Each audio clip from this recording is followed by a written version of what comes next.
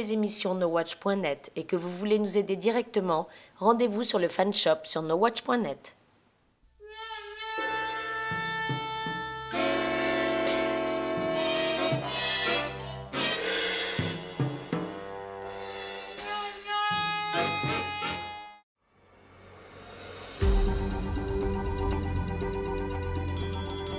I'm thankful for my wife, Deborah.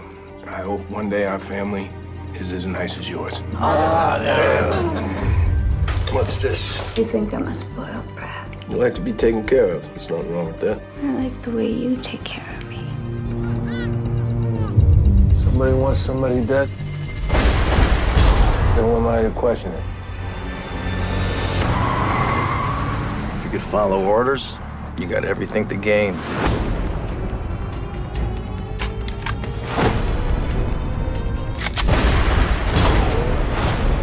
I'm good at what I do. What about leaving a witness at a murder scene? I don't kill women or children. And have loose ends now.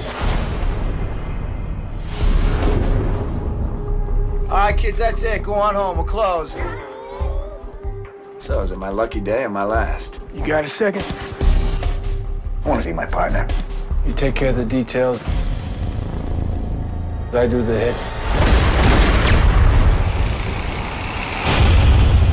I need more shelves. You doing hits behind my back? Poor sons of bitches, thinking their old man is a decent guy. Our paths cross again. I'm gonna bury your whole fucking family. Dad? There ain't gonna be nothing else to be afraid of. I didn't know I was supposed to be afraid.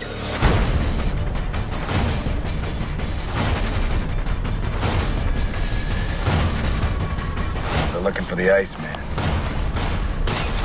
I gotta charge you royalties for headlines like that.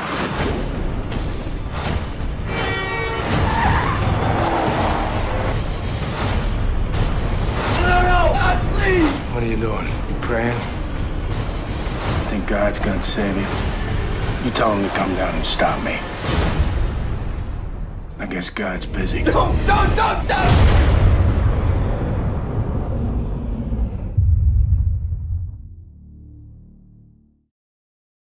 Vas-y, raconte ce qui s'est passé. Ouais, c'est là où le mec, je lui ai dit, le mec il me bassinait depuis 2 mois avec le cinéma japonais, tu vois. Et là je lui dis, mon gars, là tu te la racontes, mais t'es complètement passé à côté de la dimension eucharistique du cinéma de Lepouchanski. Le mec, je peux te dire, je l'ai séché comme 2 ronds de foire. Il est séché quoi. Allez, on tourne. Bienvenue dans la Guichon, l'émission podcast que vous voulez qui décrypte les bandes annonces. Qu'est-ce qu'on a vu comme bande annonce déjà? Alors, les semaines précédentes, tu veux dire, chérie, ou quoi? Ou cette semaine? J'hésite entre Alice Sapritch et Jean Ederne, je sais pas. J'ai envie de te dire que cette semaine... Ou Love Amour. The Iceman ou Iceman? The Iceman. Ah d'accord. Alors The Iceman, hein, l'homme de glace, faut-il y voir une métaphore de cette espèce de l'homme occidental qui est figé dans ses certitudes? Je ne crois pas, hein, c'est plutôt un polar. Bah vas-y, là maintenant faut que tu ailles franco. C'est un polar, un donc... film avec sorti le... Attendez, ouais, 2 secondes. Oh putain, torpedo, on va se calmer. Bon, alors, il vient d'être diffusé au Festival de Toronto, ce film, hein, The Iceman. C'est un thriller réalisé par Ariel Vromen. Je ne connaissais pas. Non, c'est un réalisateur israélien, enfin en tout cas d'origine israélienne, qui a réalisé 2 longs métrages avant celui-là. Il y a une distribution assez incroyable sur ce film, qui donc est basé sur une véritable histoire, celle du mafieux Richard Kuklinski. On l'a répété pourtant. Voilà, donc l'histoire de ce film s'étale sur 20 à 30 ans, un truc comme ça, par les années 50 jusqu'aux années 70, 80. Et donc c'est un vrai mafieux, un Richard Kuklinski, qui a vraiment existé et qui avait une double vie, un peu comme Tony Soprano, hein, mafieux de la pire espèce, et à côté, un bon père de famille, aimant, responsable. Voilà. Il travaillait pour la mafia, c'était un tueur à gages. Ah ouais, j'ai carrément quoi. Dans le ciment, les pieds dans le pacha, bouffe dans le lac. La truelle dans le fond de Il aurait tué entre 100 et 250 personnes en 30 ans de carrière. Ah, quand même pas la moitié. Faites le calcul. C'est-à-dire qu'il chômait pas, quoi. Il chômait pas. T'imagines? Ah oui, non, c'est assez flippant. Alors, ce qui est assez intéressant dans cette guiche qu'on va commenter hein, à l'instant, c'est que d'une part, encore une fois, distribution de dingue. Hein, Michael Shannon,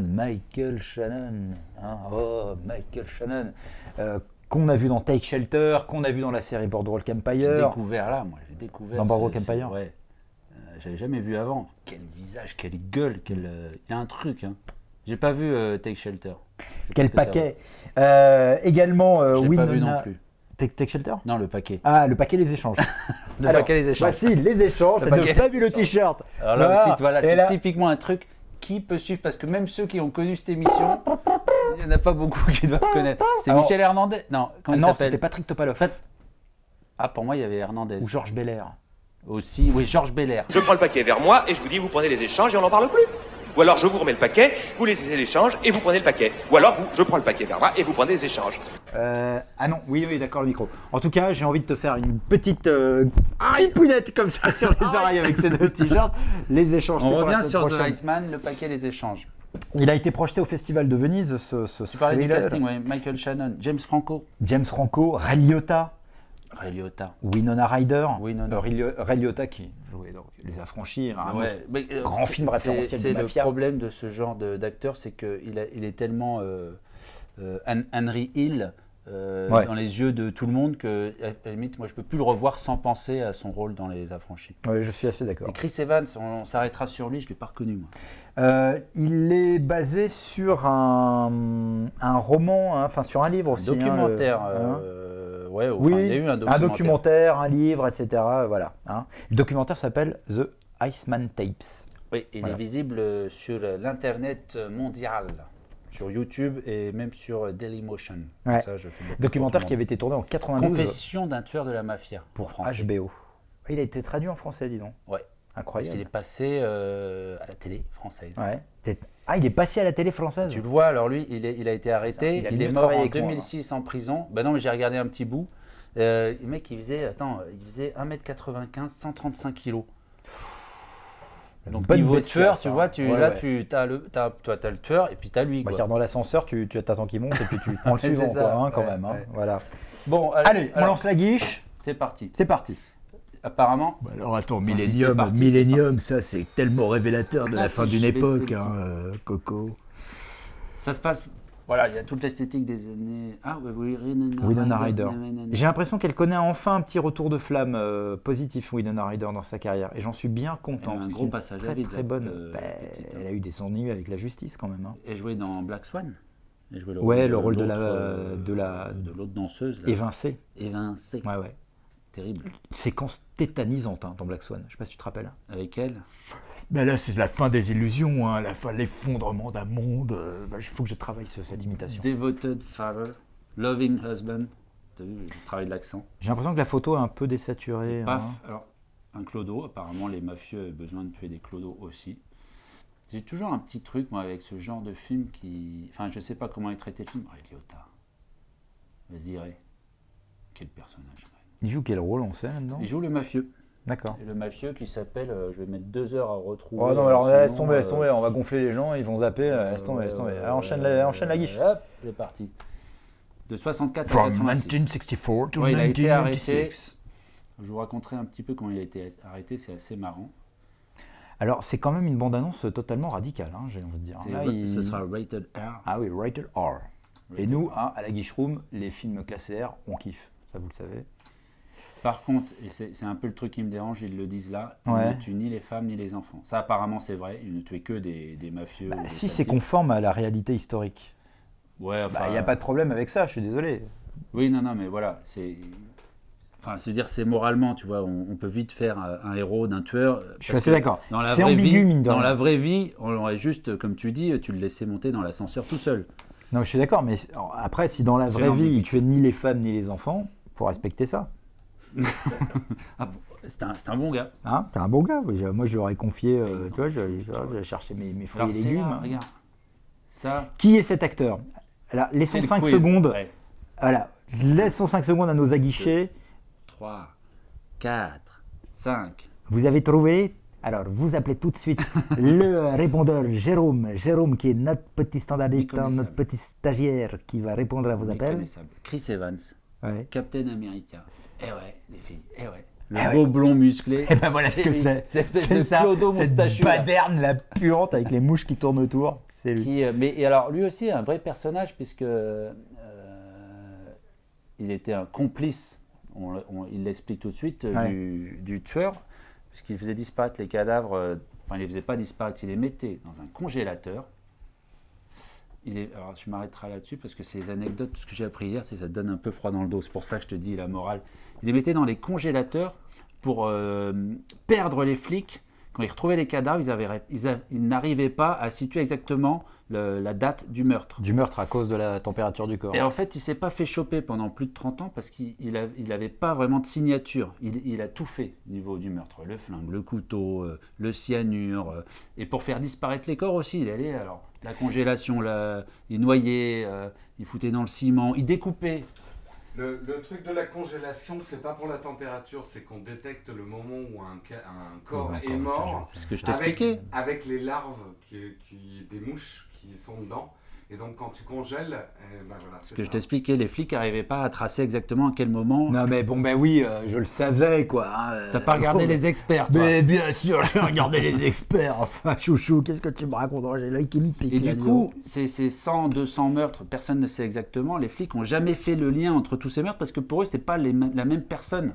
Et comment ils ont fini par le coincer finalement alors? Alors, ils ont fini par le coincer, parce qu'il était allé en prison, c'est quand même la fin de sa vie en prison. Hein. Il y a une morale, finalement. Il est mort en prison en 2006. C'est qu'ils ont trouvé un cadavre avec des... Alors, il devait avoir quand même pas mal trouvé de macabées congelés ou je sais pas quoi. Ils en ont trouvé un avec des traces de glace dans le cœur. Et un flic du FBI, je sais pas qui, a fait le rapprochement avec toute une autre série de meurtres. Et après, ça allait très vite, il s'est fait arrêter. Ils ont fait des perquisitions chez lui. Tout ça, c'est un peu expliqué dans le documentaire. Et dans le documentaire, on le voit lui. D'accord. Le documentaire date de 2004, je ne sais plus exactement. Bon, Michael, ouais, t'allais dire un truc. Non, mais voilà, tu vois, il y a les petits plans, loving husband, père de famille. Ouais, mais c'était quand même un putain de salaud, quoi. La vraie vie, la vérité, c'est peut-être ça. Bah, c'est exactement le même principe que pour Tony Soprano. Hein. Sauf que dans Les Sopranos, Tony Soprano, quand il devait buter des nanas, il n'hésitait pas à les buter. Hein. Ouais. Enfin, il en a déjà buté quelques-unes. Ouais, puis t'as pas vraiment d'empathie finalement pour Les Sopranos, je trouve. Tu t'attaches Là à encore, eux, mais on est sur un terrain très ambigu sur Les Sopranos. Malgré tout, tu crois pas, malgré tout, tu as un attachement à Tony Soprano tout en sachant que c'est une ordure. C'est une ordure, c'est un beauf, c'est un raciste. C'est même instinctif. C'est le principe de la série télé. On te refourgue chaque semaine le même héros. T'es beau savoir que c'est un assassin, tu t'attaches à lui. C'est Dexter aussi. C'est Dexter et comme aussi. Dexter, c'est le point de vue de Dexter. C'est le principe de Dexter, mon vieux. Hein, c'est ça. C'est le principe de l'empathie que Lopuchansky déjà a traité à plusieurs reprises dans sa filmo. Je lui disais Vladimir. Vladimir, tu déconnes. Non, Jean Eder. Moi, j'ai Jean Eder en tête. Il faudrait que je revoie des images. Alors, allons-y, continuons jusqu'au bout. Jean Eder. Ben là, voilà, on arrive à la fin. Moi, je sais pas trop. Bon, il y a toute l'esthétique années 70. Sûrement, le film ne sera pas... Poinçon dans le cou. Oh la vache. Il a tout essayé. Ça se trouve, c'est lui qui a tout inventé. Explosion. Il a tout fait. On dirait que ça t'excite. Iceman. Donc, ouais, il y a quand même un petit golomètre là derrière. Oui, c'est quelque chose d'assez intéressant, hein, ça c'est sûr. Le film, donc, je l'ai dit, il a été projeté au Festival de Venise, donc il y a déjà des gens qui l'ont vu. Il y a déjà des gens qui l'ont vu. Les critiques que j'ai lues sont un petit peu mitigées. Plutôt positives quand même. Voilà, plutôt positives. Que le film peut-être est un peu froid. Hein, voilà. Il échoue peut-être à t'embarquer complètement dans l'histoire. Mais bon, attendons de le voir. Je crois pas qu'il y ait une... Sors-moi cette saloperie de merde là maintenant. Je crois pas qu'il y ait une date de sortie officielle en France. Est-ce qu'on a repéré ça, non, mon ami? Je ne l'ai pas. Non, je crois pas non plus. Je ne l'ai pas chopé, je ne l'ai pas attrapé. Je propose que nous procédons à la notation, hein, parce que puisqu'il faut tout ranger dans des cases, hein, bien sûr. Alors, je ne sais pas ce que c'est. Ah, c'est Scrat de l'âge de glace. Combien tu mets, toi? Combien de Scrat là, entre 2 et 3, mais bon, allez, je vais en mettre 3. Ray Liotta. Ouais. Ça rime. Ouais. 3 petits Scrat. Moi, j'ai envie de dire également 3. C'est très étrange cette succession de 3. Voilà, c'est mon nouveau chiffre totémique. T'en es à ton 4e 3. J'en suis à mon 4e 3. 12. Ouais. 12, 2 plus 1, 3. Putain. Oh bordel. Oh la vache. C'est la fin du monde, le 21 décembre, les gars, je vous l'ai dit. Oh là, on va se foutre dans un bunker anti-atomique. Voilà, alors à vous de nous dire ce que vous pensez de The Irishman. Est-ce que cette aguiche vous aguiche? Ça a l'air plutôt intéressant. Michael Shannon, un film très ancré dans l'histoire américaine, hein. Un biopic quelque part aussi. Un biopic. Oui. Voilà. Oui. Et voilà. Comme la Bamba. Tu l'as déjà dit Qu'est-ce que j'ai à chaque fois? Biopic Bamba, c'est un problème. À la semaine prochaine. Una poca de gracia, una poca de gracia, c'est-à-dire que quand j'ai dit alors à Maurice à ce moment-là, mon gars, Mizoguchi est un tocard. Mizoguchi est un tocard. Alors là, le gars il a rendu son...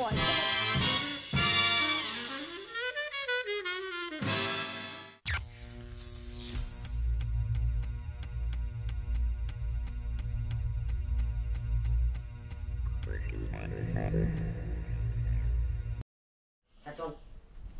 Attention, je tape. Tu vois, comme je l'ai dit, hein, ton analyse de Lopouchowski est complètement... Je pensais qu'on tournait, moi. Mais non, mais on clappe. Quand je clappe, faut que j'entende le clap. Toujours pas compris. Tada. On en est au... Tada, tu dégages ça va du- faire le 37, dégage du 38e plateau. épisode, t'as toujours pas pigé pourquoi je clapais. Je t'encule. Tu piges ça ou pas? Tu peux m'enculer si tu veux. En attendant, Tu t'as files. toujours pas compris. Si, j'ai compris. C'est... j'en ai marre. Ah, la casquette. Ah, la casquette. Tu clapes ou pas là? J'ai clapé. Bah j'ai pas vu. Je suis quoi. Suis un petit peu, hein, Philippe. Merci, Tatayou. Merci, Tatayou. T'en prie, Arnaud. Un bisou. Tu files un mauvais coton quand même. Hein. Range Tu le t'en plus rends dans sa case, il est dans la... On peut le mettre là. Ah oui, très très bon, façon coccinelle de... Mais Gottlieb. on fait comme s'il était pas là. Oui, on fait comme s'il était pas là, tout à fait.